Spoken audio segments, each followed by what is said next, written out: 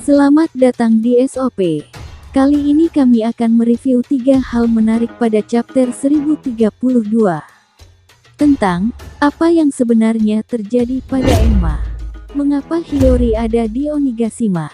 Dan, siapa yang akan menghentikan iblis Yokai Kanjuro.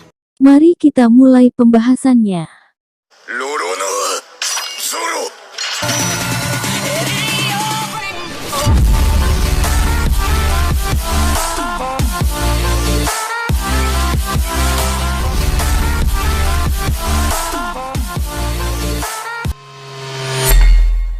Pada chapter 1032, kita diperlihatkan bagaimana Enma begitu liar.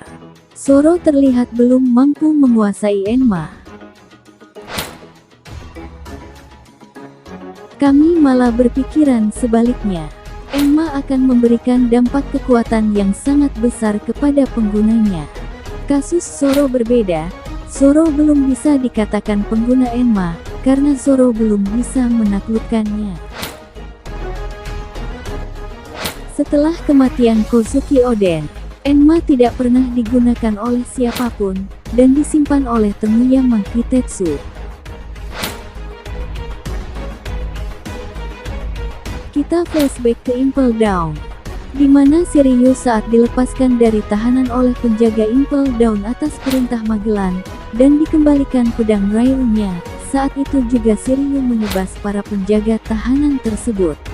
Pedang Ryu bereaksi seakan haus akan darah, karena sudah lama tidak digunakan oleh Shiryu saat menjadi tahanan Impel Down.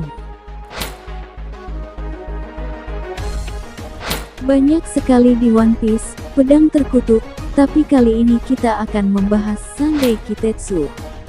Saat Zoro mendapatkan Sandai Kitetsu di Lockdown, sebenarnya penjual pedang tersebut tidak berniat menjual Sandai Kitetsu, karena dianggap pedang terlarang, yang akan memberikan kematian yang mengerikan kepada pemiliknya. Meskipun demikian Zoro berhasil menaklukkan Sandai Kitetsu, dan mendapatkannya secara gratis. Melihat dari pola pedang Ryu dan Sandai Kitetsu, kami juga berpikiran Enma adalah pedang yang haus akan haki saat ini. Enma hanya bisa digunakan memakai haki, tanpa haki Enma akan menyerap sendiri haki penggunanya. Sehingga Zoro begitu susah menaklukkannya. Mengapa Hiyori ada di Onigashima? Sama seperti Momonosuke yang sangat ingin menghajar Kaido, Hiyori pun demikian ingin menghajar Orochi. Kita sudah disuguhkan dua penerus klan Kozuki yang mempunyai masing-masing musuh yang ingin dihadapi.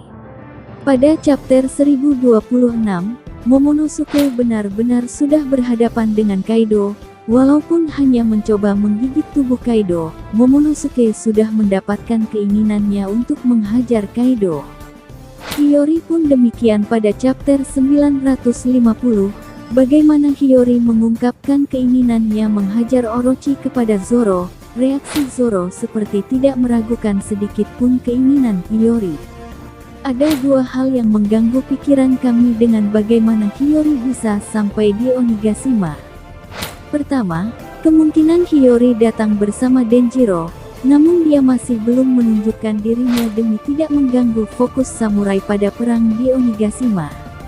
Kedua, Hiyori datang sendiri karena dia adalah salah satu pemakan buah iblis, tapi jujur kami belum menemukan buah iblis apa yang cocok untuk Hiyori. Tapi ini mungkin saja terjadi bagaimana Momonosuke yang memakan buah iblis KW-nya Kaido dan bagaimana buah iblis tidak asing lagi di Wano Kuni. Niat datang hanya untuk menghajar Orochi.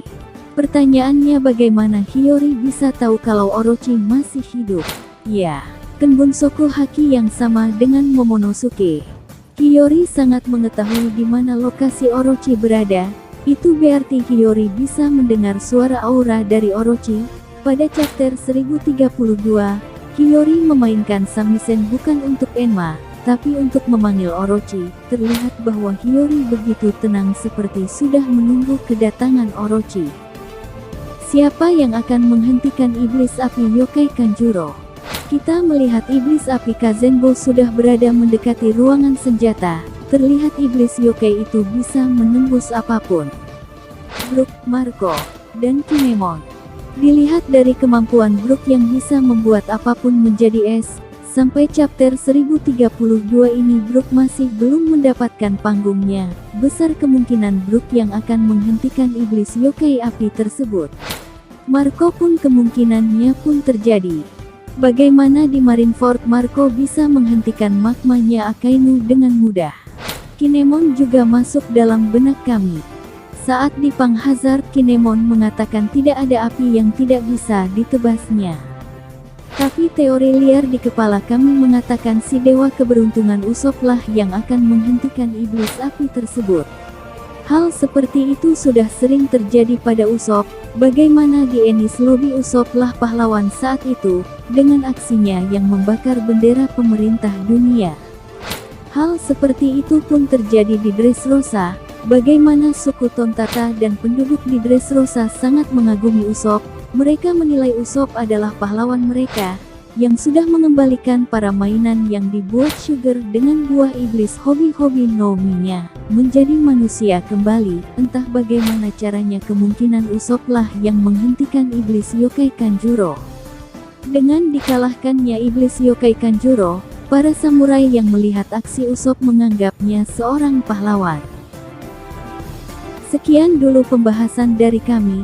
Bagaimana menurut Nakama? Tulis pendapat Nakama di kolom komentar di bawah, dan jangan lupa subscribe, like dan share pembahasan kita kali ini. Terima kasih.